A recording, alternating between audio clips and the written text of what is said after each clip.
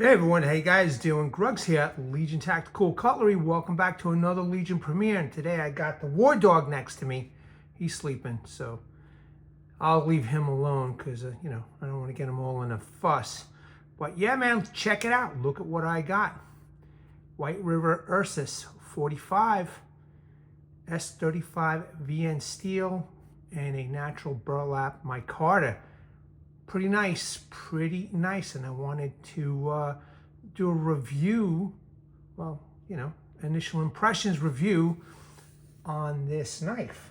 Cool. What is everybody carrying? Well, I've got a nice fixie, and I'll probably do a video on this in the next couple of days. It's just an $11 knife. It's a Tonto right here, okay? Supposedly DC53 tool steel. However, the website that I got this from mentions two other steel, and I'll talk about it when the time comes and I do a video on this. However, the bad guy's not going to notice the difference, and for 12 bucks, it didn't matter to me. Let me all know what you guys are carrying, okay? And let's go over the specs of this fine blade right here. You just pull this up. This is the White River tool and knife Ursus 45. Hopefully I'm pronouncing that right. In S35VN steel. I got a link to Amazon. Go check it out, or go on their website and check it out. Let's read the description here. The White River Ursus 45 is a no-frills workhorse. The ergonomic handle design allows for hours of comfortable use.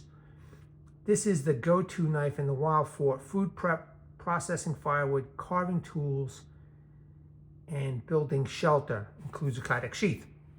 All right, so the overall length is 9.5 inch. Blade length is 4.5 inch. Blade steel CPM S35VN.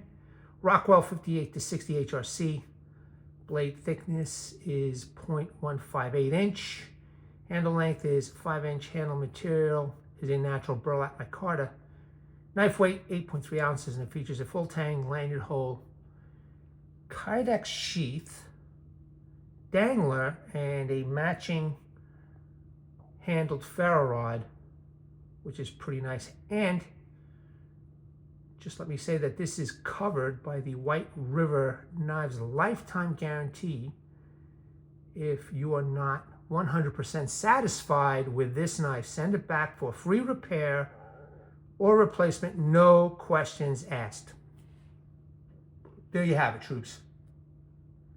So this is, now I love my budget blades, but this is absolutely 100% a luxury item. It's just a luxury purchase for me, okay? It is one of the knives that I wanted, and it's expensive. It's $250 for this knife. But the Knife Connection had one, the last one, this exact model, and they had 10% off. So I got this for 225 bucks. It's, it's pretty nice. That's a nice deal. So I snatched it up. And, if I find any more deals, or if the Knife Connection gets any more and they still have a deal, I'll let everybody know. But in the meantime, you can go check this out, at White River Knives, or, like I said, I left a link on Amazon that you can go check it out. They've got a few for sale over there. I know they have different models. This is the nicest looking model out of them all, in my opinion. That's why I got it. But let's check out this nice blade. So it is high saber, right? Drop point, very slight sharpening choil over here, very slight little guard, White River logo. I'm assuming that's what, a serial number maybe. On the other side, there is no logos whatsoever, no fonts, just that stonewash looking satin blade. Okay, this one is made in the USA. I know somebody was asking me how come I don't show different knives. Well, surprise. Okay, I am showing you a different knife, so there you go.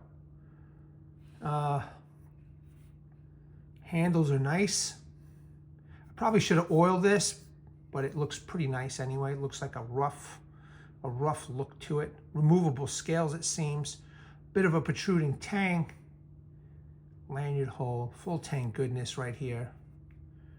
Now I'm not familiar with these guys. I think this is my first White River knives. I can't remember if I've got anything else. White River, I don't think so. But then again, I got so many knives, I don't remember anymore. But yet, supposedly the manufacturers do a very good job of the heat treat, from what I've been told from some other content creators. And a lot of enthusiasts of my channel have told me that this is one of their best knives that they own, or they EDC the Cub, which is a little bit smaller version of this. A very simple knife, okay? It looks thin, but I'm sure that it can handle making a divot without a problem, you know.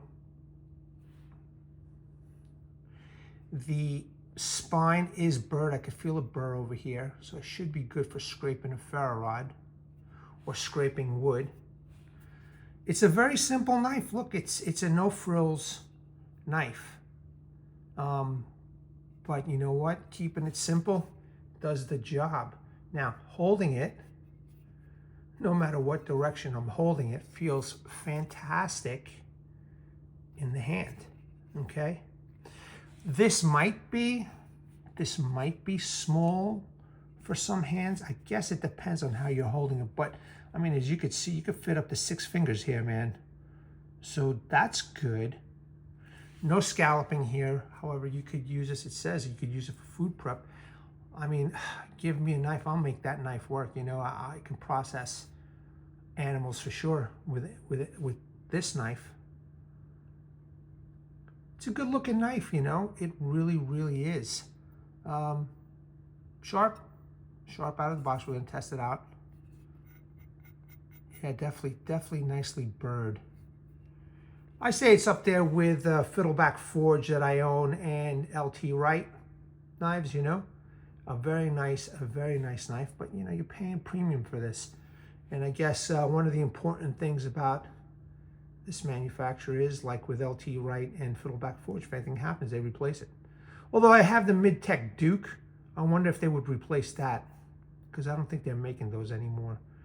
That's an interesting thought I just had in my head. However, you know, I tested out the Mid-Tech Duke. Go check out that video. It did a fine job. So yeah, man, I couldn't pass this up for the price point. You know, 10% off from the Knife Connection. No tax, no shipping. So, you know, with that 10% off, I got it, I think, for like 225 bucks, which is pretty cool.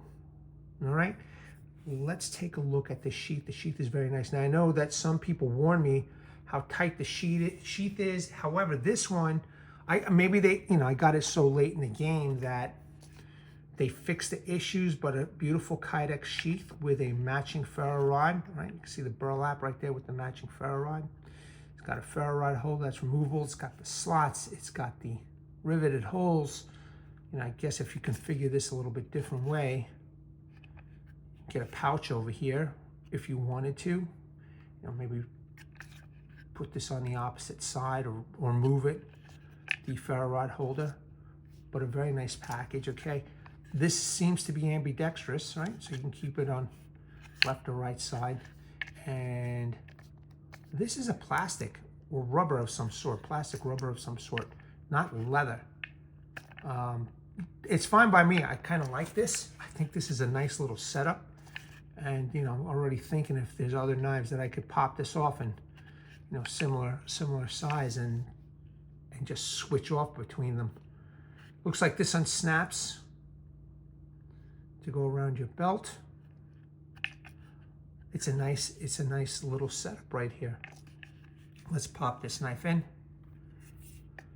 It fits snug. You got a nice little snap. There is no rattle with this, so if you want to take it hunting, it won't make any noise, at least with my particular knife. I don't know if anybody else has ever had issues. So a very nice setup indeed. I'm liking the whole package right here. So here, check it out.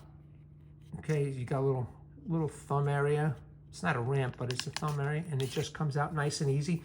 You know, nothing that I've heard people say that it was very difficult to take out of the sheath. So again, maybe they fixed it. Okay, so let's take a look at the box real quick, and then I'll show you the sharpness over here. I got some stuff for cutting. But it came in this nice box. I think this is balsa wood. Made in the USA, guaranteed for life. White River knife and tool with the bear. It was sealed. I had to break the seal with you know, a knife. You open it up. This is just my receipt from the knife connection. You got to save the receipts, so I guess you got to prove, you know, that you purchased it to get the warranty repair. And here is, I guess, the certificate of authenticity. Is that what this is? Maybe. Always clean and oil your knife after use. Yeah, very nice.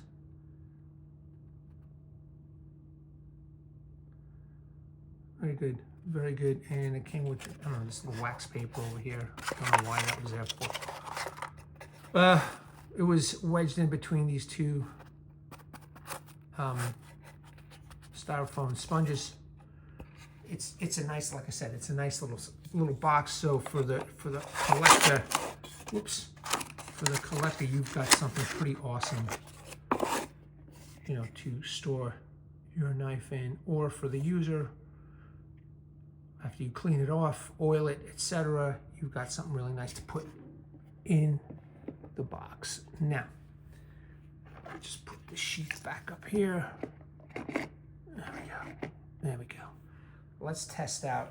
Well, I probably didn't need to do that. Let's test out how sharp this is out of the box. So once again, I have paper, right?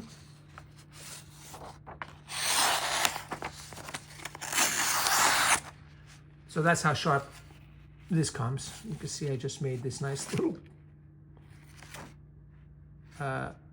design here.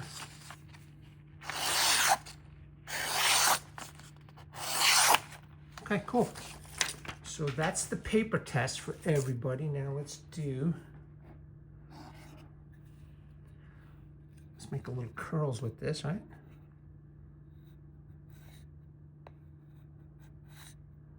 Very nice. Very nice. Very sharp out of the box, man. She's beautiful. There you go. Some nice thin curls, just initial impressions.